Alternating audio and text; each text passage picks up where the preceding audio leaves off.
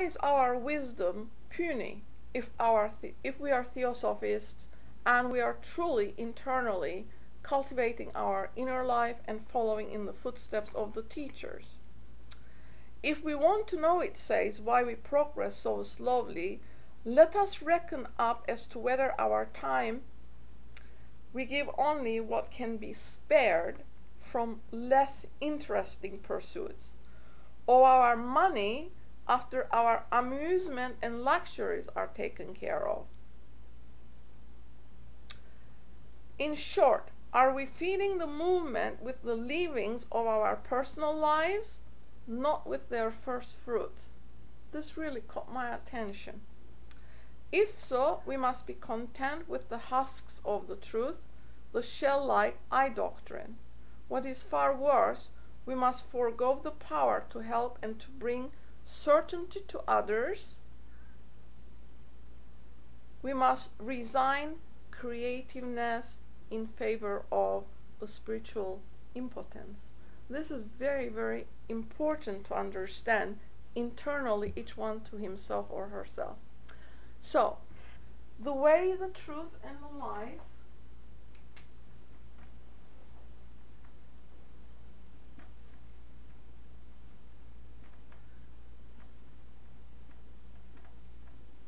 are the three aspects of this path.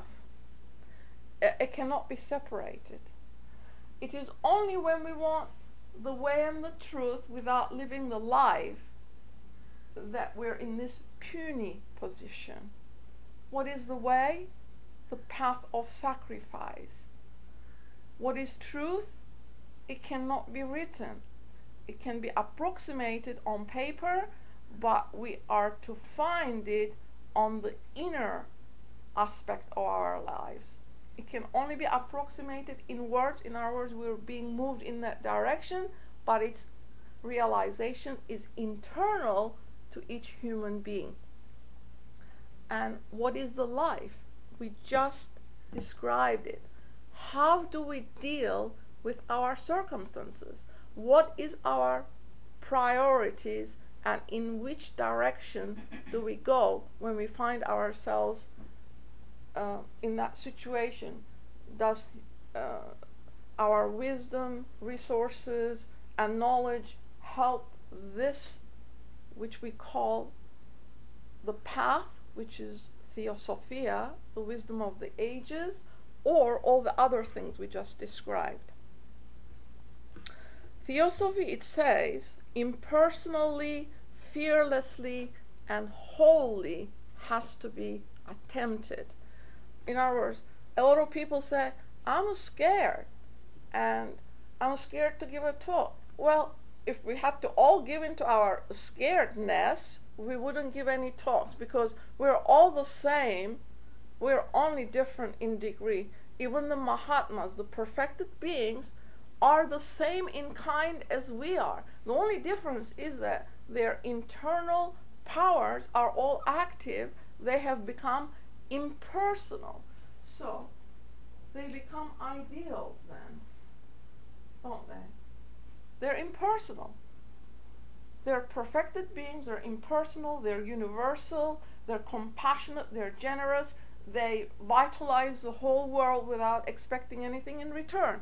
And that is what sacrifice is, that you do something without expecting anything in return, because we are parts of the whole. They sacrifice to the whole the part. So, the message is left. It's in these books. What's in the message? Tokens. She turned the keys for us. Tokens or kernels of gold. But we have to dig it out, and that's the key.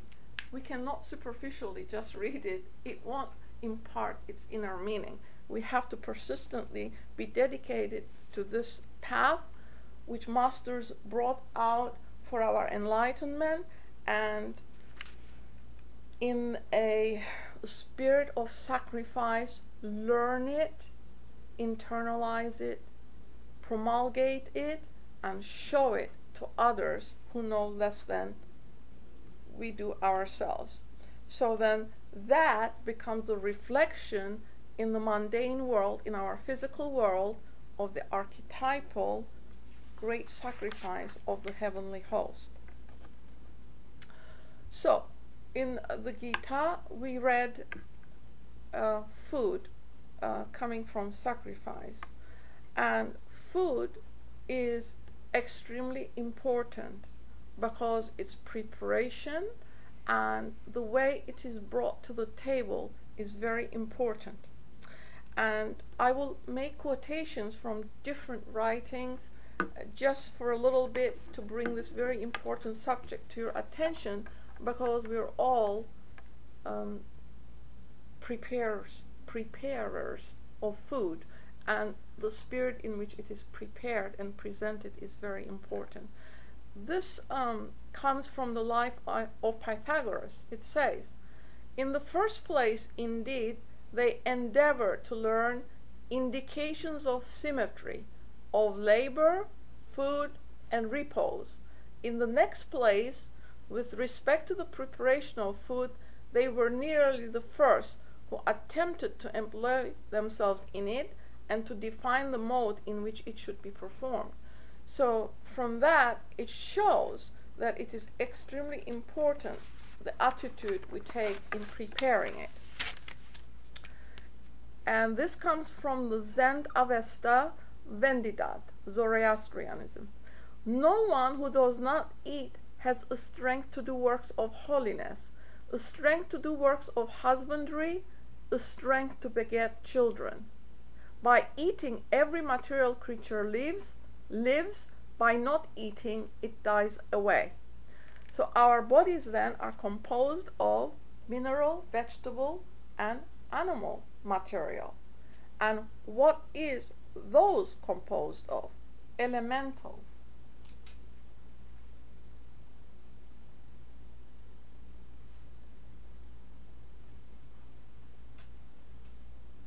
Mineral, vegetable, animal.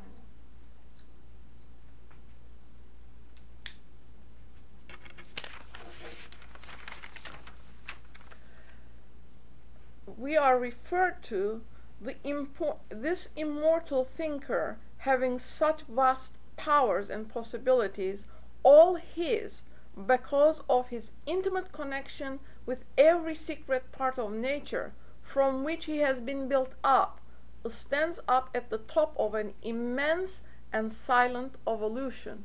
This comes from the ocean. So man then is at the top of this chain here. We're at the top of this chain. And we use all these materials to build our bodies.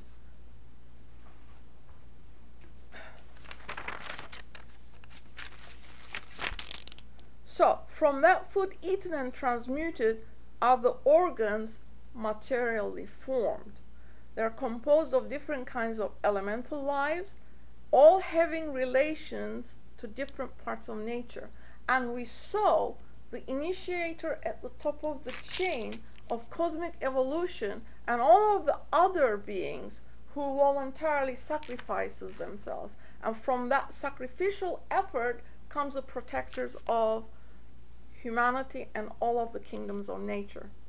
Man was considered a macrocosm, and every element in him was supposed to come from a similar element in nature. So we need to really think about the higher functions of these things that we take into our bodies.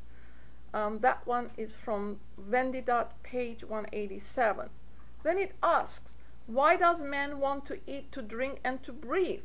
But because he is related to the elements of the earth, water, and air, and must attract these things to his constitution. This is from Paracelsus. So, twofold reason is already given for eating it. By one, we build up our bodies, and at the same time, we're affecting the elemental lives that we take in and then send out again. From his body, innumerable forms go forth, which constantly impel the multiform creatures to action. And we just read in the Gita, action based on sacrifice.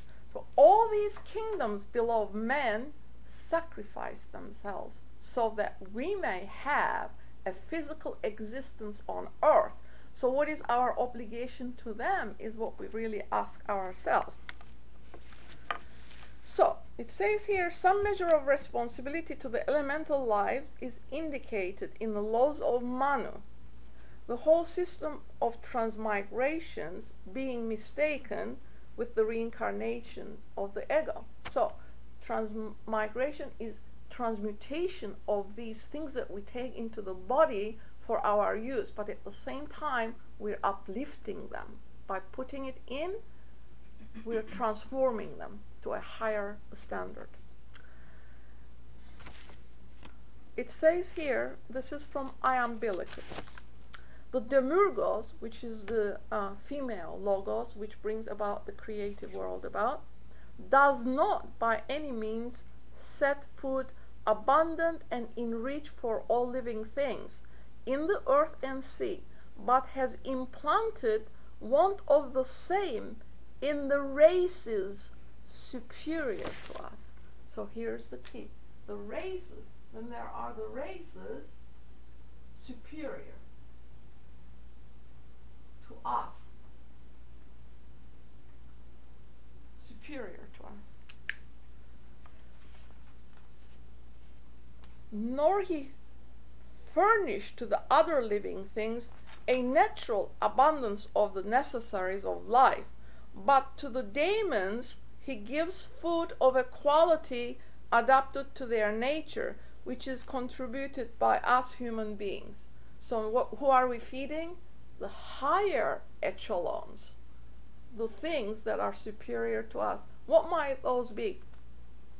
Well, we talked about cosmic evolution and the sacrificial ones who are born of Kriya Shakti, but there is a whole world between that world and this one. What about all these kingdoms? There's a Deva kingdom. There's a Deva in charge of all these kingdoms, because we are told in this Manvantara the key number is 7. So everything is divided into sevens and 7 times 7. Again and again, these divisions occur. And as we go higher up, the ones in charge are Devas. So those are the kingdoms we are talking about. Hence, if we, through laziness or some other pretext, as is likely, should neglect such contributions, the body of the daemons will be in want of food and will experience both privation and disorder. Privation, the student looked up, means deprivation. So, this is the Egyptian mysteries. These were the mysteries that were enacted in the mystery schools. So, man does not eat for himself, according to a great sage, but for all of nature. Please think about it. And this one from Paracelsus, where he cites, there is something like an energy or fire within ourselves which continually consume our form, and if we were to add nothing to our body to supply the waste caused by that combustion, our form would soon die.